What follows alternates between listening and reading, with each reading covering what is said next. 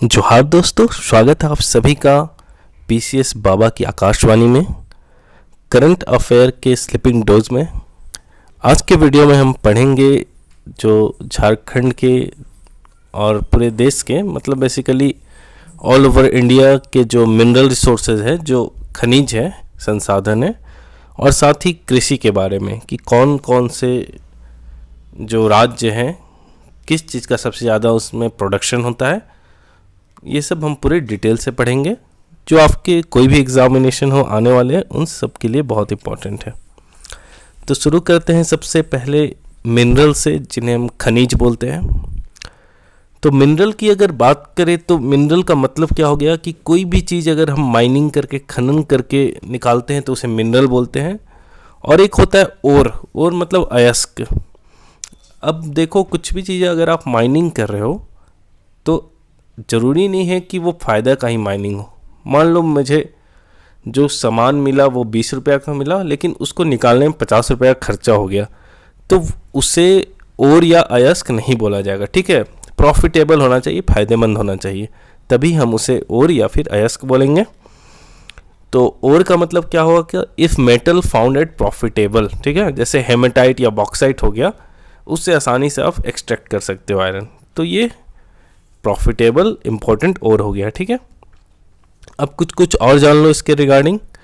जो geological survey of India है, ठीक है, जियोलॉजिकल सर्वे ऑफ इंडिया, उसका जो हेडक्वार्टर वो कोलकाता में है, और इंडियन ब्यूरो ऑफ माइन जो है उसका हेडक्वार्टर है नागपुर में। ठीक है, और एक चीज़ और याद रखना कि सारे अयस्क जो है वो खनिज हैं, ऑल ओर्स आर मिनरल, लेकिन सारे खनिज जो है वो अयस्क नहीं है। But all minerals are not ore. फिर से सुन लो, all ores are minerals but all minerals are not ores. ठीक है, अब अगर हम बात करते हैं कि भारत में जो खनिज का उत्पादन होता है, प्रोडक्शन होता है, तो उसमें टॉप कौन है? सबसे टॉप में इस बार जो 2021 का डाटा है उसके अनुसार कौन है? तो उसके अनुसार है उड़ीसा। ठीक है, पहले नंबर में उड़ीसा, सबसे ज़्यादा जो प्रोडक्शन हुआ था वो उड़ीसा में। दूसरे नंबर में राजस्थान, तीसरे नंबर में छत्तीसगढ़, चौथे नंबर में कर्नाटका, और पांचवें नंबर में अपना झारखंड। ठीक है, अब एक चीज़ और इसमें याद रखना कि सबसे ज़्यादा माइंस कहाँ पे है, अगर वो पूछा जाए आपसे तो सबसे ज़्यादा माइंस है मध्य प्रदेश में, लेकिन मध्य प्रदेश में जो टोटल प्रोडक्शन हुआ था वो था 6ठे नंबर में। ठीक है, तो ये सब इम्पोर्टेंट है। उड़ीसा में अगर आप देखोगे तो क्रोमाइट वहाँ 100% देखने को मिलेगा आपको उड़ीसा में। ठीक है, आयोलाइट 100% देखने को मिलेगा। बॉक्साइट भी आपको वहाँ पे 100 नहीं 76%, 76% देखने को मिलेगा। जो लौह अयस्क आयरन ओर है उड़ीसा में 51%, 51% देखने को मिलेगा। और ग्रेफाइट जो है आपका वो देखने को मिलेगा 42%, 42%। ठीक है, तो क्रोमाइट हो गया, आयोलाइट हो गया, बॉक्साइट हो गया, आयरन ओर हो गया, ग्रेफाइट हो गया, इन सब में आप देखोगे तो टॉप पोजीशन में आपका हो जाएगा उड़ीसा। ठीक है, बॉक्साइट में आपका उड़ीसा हो गया, आयरन ओर में उड़ीसा हो गया, क्रोमाइट में उड़ीसा हो गया। ठीक है, तो ये इम्पोर्टेंट डाटा था कुछ। अब एक एक करके हम बात करते हैं अलग अलग खनिजों की। तो सबसे ज़्यादा अगर हम बात करते हैं बॉक्साइट की, तो मैंने अभी बताया कि बॉक्साइट जो है उसके उत्पादन में सबसे टॉप पे है हमारा उड़ीसा, और उसके भंडारण में, ठीक है, भंडारण मतलब स्टोरेज जो होता है उसमें भी नंबर 1 पे है उड़ीसा। ठीक है, ये इंडिया की बात हुई। अगर विश्व में देखोगे तो सबसे ज़्यादा आपका बॉक्साइट का उत्पादन प्रोडक्शन होता है ऑस्ट्रेलिया में, और सबसे ज़्यादा स्टोरेज देखने को मिलेगा गिनी में। ठीक है, फिर दूसरे नंबर पे बात करते हैं कोयला की। तो सबसे ज़्यादा कोयला का प्रोडक्शन होता है, उत्पादन होता है छत्तीसगढ़ में, लेकिन सबसे ज़्यादा आपका भंडारण या रिजर्व कहें तो वो है झारखंड में। विश्व में देखें तो सबसे ज़्यादा कोयला का उत्पादन होता है आपका चाइना में, और सबसे ज़्यादा कोयले के भंडार है यूनाइटेड स्टेट ऑफ अमेरिका में। तीसरे नंबर पे हम बात करते हैं कॉपर की। कॉपर मतलब ताम्र जिसे बोलते हैं आप। तो कॉपर में सबसे टॉप में है आपका मध्य प्रदेश उत्पादन में, और भंडारण में है आपका राजस्थान। उसके बाद अगर विश्व में बात करें तो कॉपर का सबसे ज़्यादा प्रोडक्शन, सबसे ज़्यादा उत्पादन करता है चिली, और भंडार भी सबसे ज़्यादा चिली में है। कॉपर के बाद इम्पोर्टेंट है हमारा डायमंड। डायमंड सबसे ज़्यादा प्रोडक्शन करता है मध्य प्रदेश, और सबसे ज़्यादा जो भंडारण है, स्टोरेज है, वो भी मध्य प्रदेश में है। अगर विश्व में देखें तो डायमंड का सबसे ज़्यादा प्रोडक्शन होता है रशिया में, और उसका रिजर्व या फिर भंडार भी रशिया में है। फिर आता है आपका क्रूड ऑयल या फिर कच्चा तेल।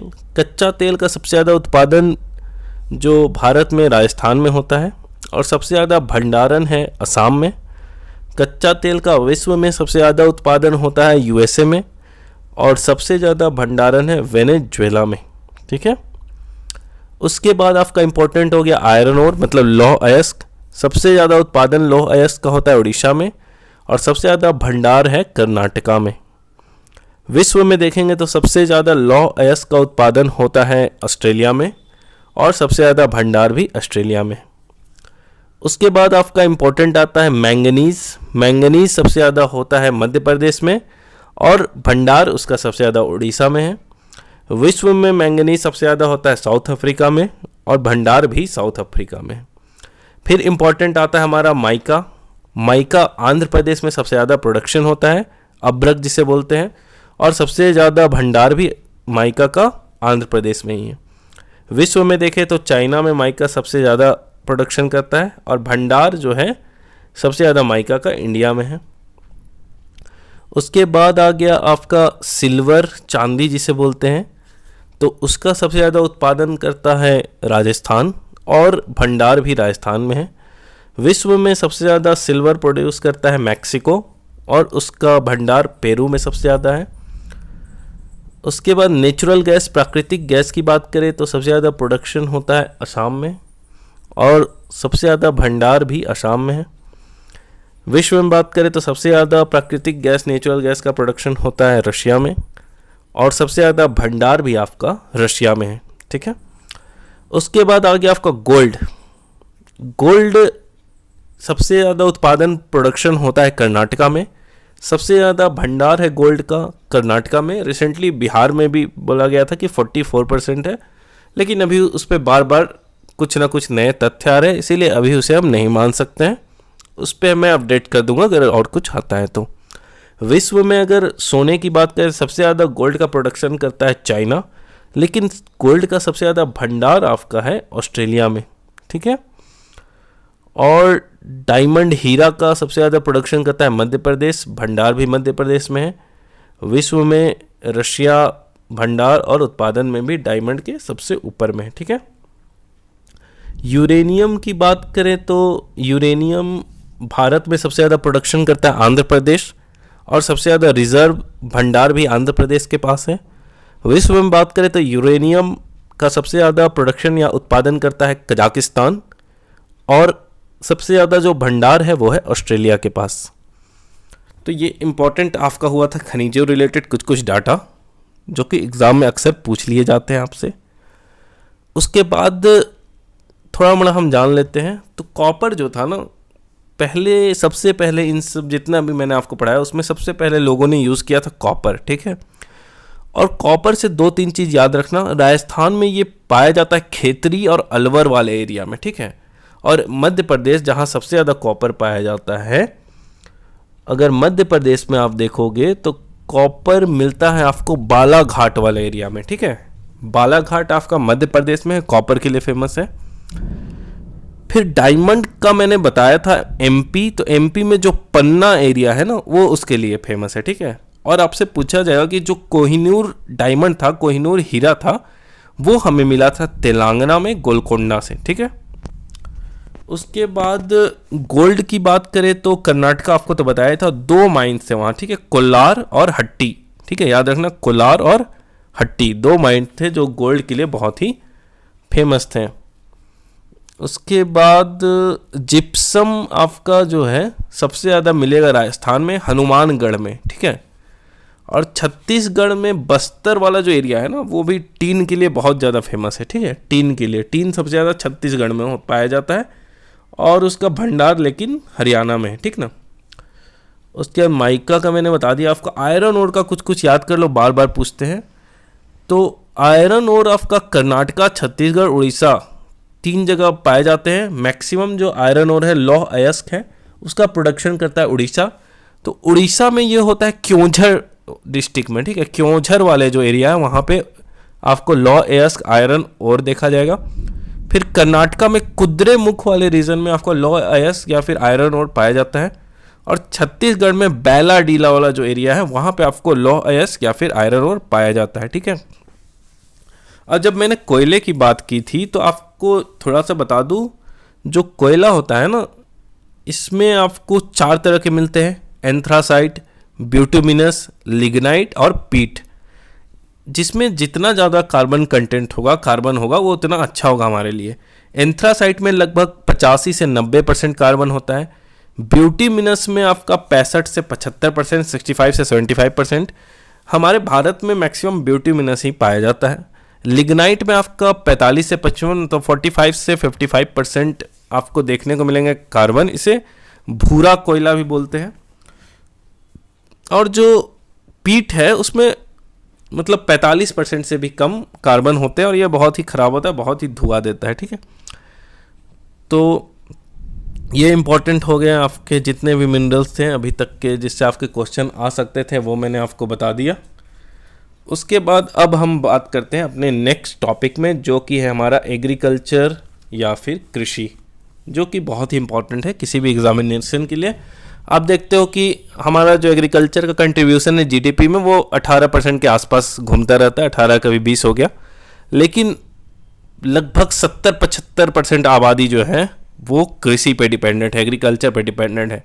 इसलिए एग्रीकल्चर का मॉडर्नाइजेशन होना, इसका आधुनिकीकरण होना बहुत ज़रूरी है। और अभी गवर्नमेंट ने प्रयास भी किया है कि बहुत जल्द हम फार्मर जो किसान हैं उनकी आय को दुगना करेंगे। तो एग्रीकल्चर, जब हम कृषि की बात करते हैं तो एग्रीकल्चर मतलब क्या, एग्रीकल्चर, ठीक है, तो ये लैटिन वर्ड से आया था।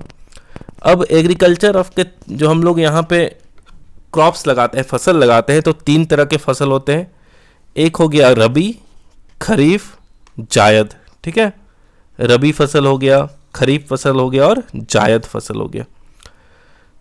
तो अब एक एक करके हम देखते हैं थोड़ा बड़ा इसको, क्योंकि पूछते हैं आप एग्जाम में। रबी फसल जो हुए आपके, इनकी हम बुआई करते हैं अक्टूबर नवंबर में और इनकी कटाई की जाती है मार्च अप्रैल में। रबी में आपके कौन कौन आ गए, गेहूं आ गया, चना आ गया, जौ आ गया, मटर आ गया, ठीक है। मतलब ठंड के टाइम में जो लगाते हो तुम लोग, और इसकी कटाई करते हैं हम लोग मार्च के टाइम में। तो यही सब हो गया ना, गेहूं, जौ, चना, मटर, सरसों, मसूर, राई, आलू, ठीक है।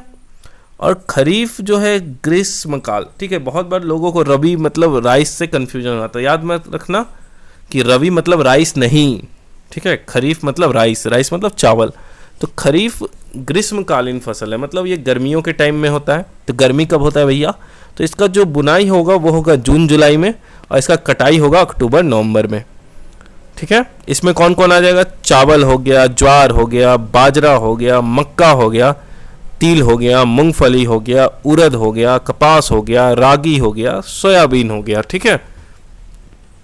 हर एग्जाम में सब क्वेश्चन पूछते हैं, इसलिए अच्छे से याद कर लो। और जायद जो है वो शीत और ग्रीष्म के मध्य का फसल है, मतलब ठंड और गर्मी के बीच में जो होता है, जैसे खीरा ककड़ी देखते हो ना, उसी को जायद बोलते हैं हम लोग। तो इसका जो बुनाई होता है मार्च अप्रैल में और कटाई हो जाता है गर्मी के टाइम में, जून जुलाई के टाइम में। जैसे तुम देखो खीरा हो गया, ककड़ी हो गया, खरबूज हो गया, तरबूज हो गया, भिंडी चिंडी जो भी है सब हो गया आपका जायद फसल। और ये तो सिंपल सा डाटा सबको पता होगा कि इंडिया में मतलब भारत में सबसे ज़्यादा जो क्षेत्रफल है, सबसे ज़्यादा एरिया में धान की कृषि होती है, ठीक है।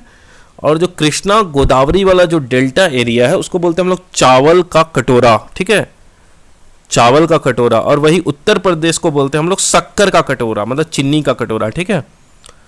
उसका जो ये जया हो गया, जमुना, कृष्णा, पूसा और सुगंधा जो है, ये सब धान का मतलब किस्म है फसल का, ठीक है। तो याद रखना इस चीज़ को। फिर केरल को हम लोग बोलते हैं मसालों का बगीचा, ठीक ना। और जो हम लोग दाल वाल लगाते हैं उसका इंपॉर्टेंट काम क्या रहता है, दाल जो है ना नाइट्रोजन को संचित करने में, नाइट्रोजन फिक्सेशन में हमारी मदद करता है। क्योंकि जो पेड़ पौधे हैं डायरेक्टली उन्हें वातावरण पर्यावरण से नाइट्रोजन नहीं ले सकते हैं, तो ये सब जो दाल में है, कुछ कुछ जब पौधे लगते हैं तो वो लोग एटमॉस्फेरिक नाइट्रोजन को यूजफुल नाइट्रोजन में बदल देते हैं, ठीक है। फिर केरल को मसालों का बगीचा कहते हैं। लौंग की सर्वाधिक जो खेती केरल में की जाती है। फिर काली मिर्च को भारत में काला सोना बोला जाता है, ठीक है। काली मिर्च तो पोर्टुगीज के टाइम से ही फेमस है, पुर्तगालियों के टाइम से। केसर आपको पता ही है, उसका उत्पादन जम्मू कश्मीर में होता है। और चाय की खेती का याद कर लो, बार बार पूछा जाता है। तो चाय की खेती के लिए पहाड़ी ढाल क्षेत्र, मतलब स्लोप वाला हिली एरिया चाहिए आपको। जो वर्षा है वो 200 सेंटीमीटर के अधिक होना चाहिए, और टेम्परेचर भी अच्छा खासा होना चाहिए, मतलब 24 डिग्री से 30 डिग्री के आसपास, ठीक है। ये सब कुछ इम्पोर्टेंट था आपका। उसके बाद चाय की खेती आप देखोगे तो वेस्टर्न घाट जो है उस सब नीलगिरी वाला जो एरिया है, फिर कार्डमम हिल है जो इलायची की पहाड़ी, उस जगह में होती है, ठीक है।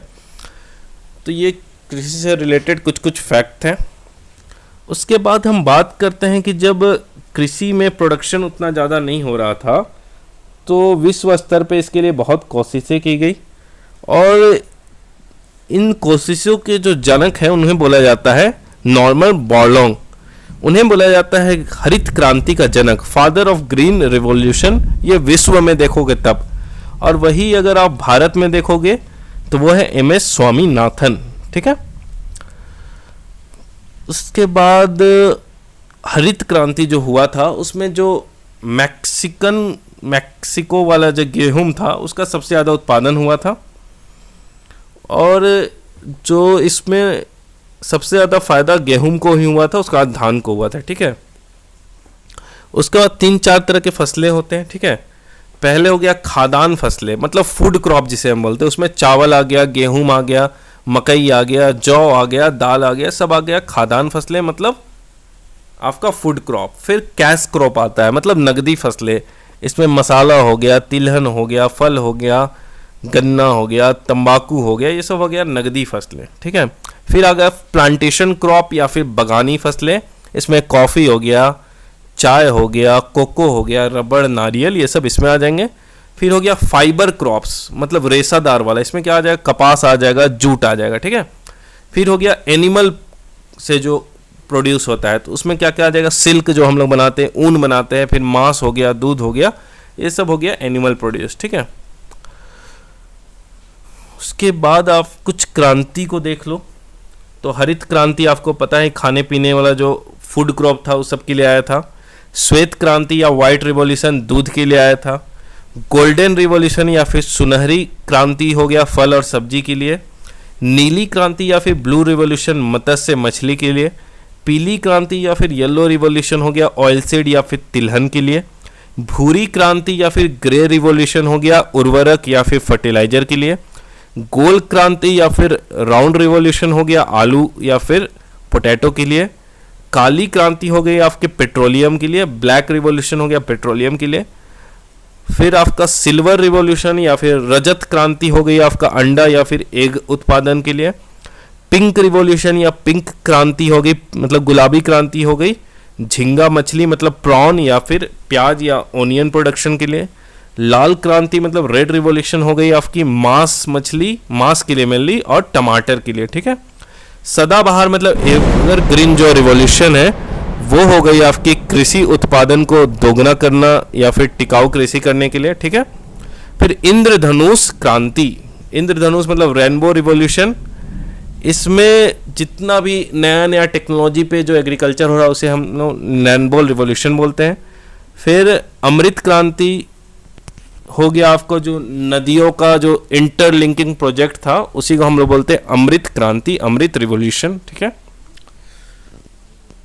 अब हम कुछ कुछ सेंटर पढ़ लेते हैं, ठीक है। प्रमुख जो कृषि संस्थान है वे कहाँ कहाँ पे हैं, जो बार बार एग्जाम में पूछा जाता है, ठीक है। तो सबसे पहले आपका हो गया भारतीय कृषि अनुसंधान परिषद या फिर केंद्र जो हो गया, मतलब इंडियन एग्रीकल्चर रिसर्च सेंटर कहाँ है, न्यू दिल्ली में। फिर आपका गन्ना अनुसंधान संस्थान मतलब शुगर केन रिसर्च सेंटर कहाँ है, लखनऊ में।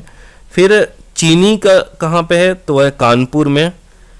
चीनी जो रिसर्च सेंटर हो गया शुगर वाला। शुगर केन है आपका लखनऊ में, लेकिन शुगर है आपका कानपुर में, ठीक है। फिर चावल शोध संस्थान मतलब rice research centre Cuttack Orissa में। डेयरी विकास बोर्ड वो हो गया आपका आनंद गुजरात में। डेयरी रिसर्च सेंटर होगा करनाल हरियाणा में, ठीक है। डेयरी डेवलपमेंट बोर्ड हो गया आपका आनंद गुजरात में, लेकिन डेयरी रिसर्च सेंटर जहां अनुसंधान करना है वो हो गया करनाल हरियाणा में। फिर आपका हो गया कॉफी का जो रिसर्च सेंटर है चिकमंगलूर कर्नाटका में है, कॉफी अनुसंधान केंद्र जो है। इतना आपके इंपॉर्टेंट हो गया। फिर कृषि से रिलेटेड कुछ कुछ अध्ययन किसको क्या बोलते हैं, तो विटीकल्चर बोलते हैं, अंगूर का जो उत्पादन करता है ग्रेप्स के प्रोडक्शन को विटीकल्चर। पीसी कल्चर बोलते हैं हम लोग मछली जो पालन करते हैं उसको। फिर सेरीकल्चर हो गया जो रेशम या सिल्क प्रोडक्शन होता है उसको। हॉर्टिकल्चर हो गया जो बागवानी फसल जैसे फल सब्जी ये सब उगाते हैं उन सब चीज़ों को। एपीकल्चर हो गया जो शहद जो हनी प्रोडक्शन होता है मधुमक्खी के हेल्प से, उसे एपीकल्चर बोलते हैं। ओलिवी कल्चर बोलते हैं जो ओलिव ऑयल हो गया जैतून का तेल हो गया उससे रिलेटेड है ओलिव कल्चर। पोमोलॉजी हो गया आपका फल का जो हम लोग स्टडी करते हैं फल का विज्ञान को। सेरीकल्चर हो गया रेशम का कीट वाला जो हो गया, ठीक है। फिर हाइड्रोपोनिक्स हो गया कि जल में जो पौधा हम लोग उगाते हैं, वाटर में जो क्रॉप ग्रो करते हैं उसे हाइड्रोपोनिक्स बोलते हैं। पोमीकल्चर हो गया फलों का उत्पादन करना। फ्लोरीकल्चर हो गया फूलों की कृषि करने को फ्लोरीकल्चर बोलते हैं। सिल्वीकल्चर हो गया कि हम लोग वन मतलब फॉरेस्ट का जो कंजर्वेशन संरक्षण करते हैं उसे सिल्वीकल्चर बोलते हैं।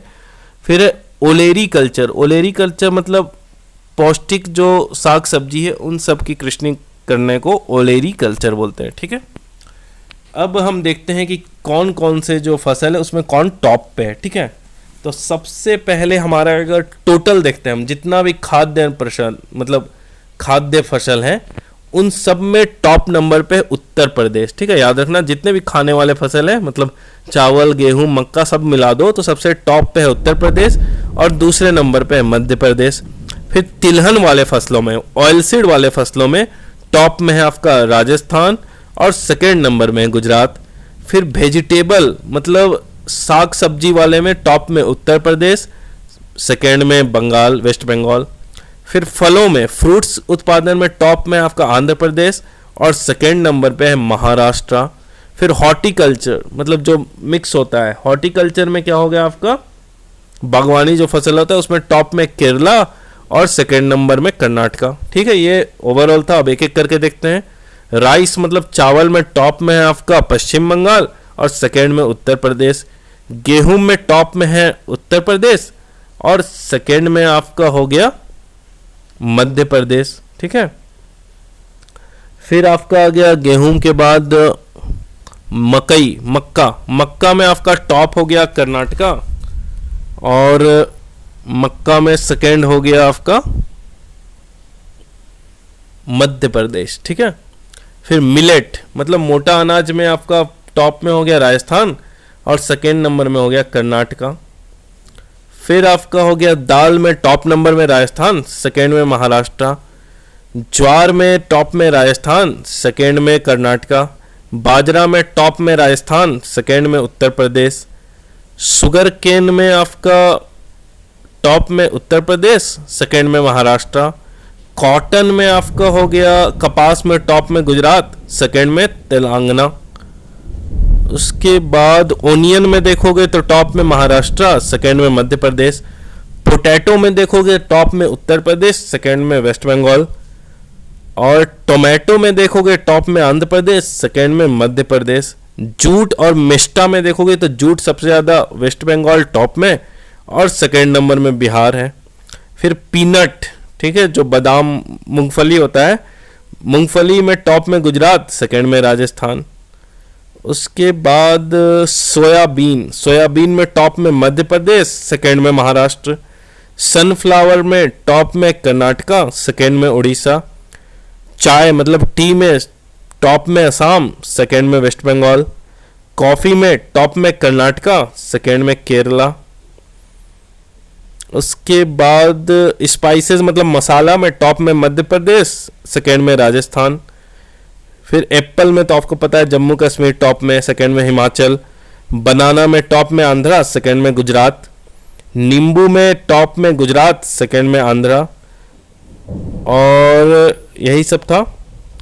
अब एक चीज़ देख लो, मैंगो हो गया मतलब आम हो गया, गुआवा हो गया, बनाना हो गया, पपाया हो गया, लेमन हो गया, ओकरा हो गया, जिंगर मतलब आम हो गया, अमरूद हो गया, केला हो गया, पपीता हो गया, नींबू हो गया, ओकरा हो गया और अदरक। इन सब में पूरे विश्व में इंडिया जो है नंबर 1 पे है। ठीक है, तो ये आपका पूरा का पूरा था मिनरल और एग्रीकल्चर रिलेटेड वीडियो, जिसमें आपको पूरे के पूरे डिटेल बताया गया। आप बताना ये वीडियो कैसा लगा और आगे ये सीरीज कंटिन्यू किया जाए या नहीं। तो मिलते हैं नेक्स्ट वीडियो में, तब तक के लिए best of luck and have a life.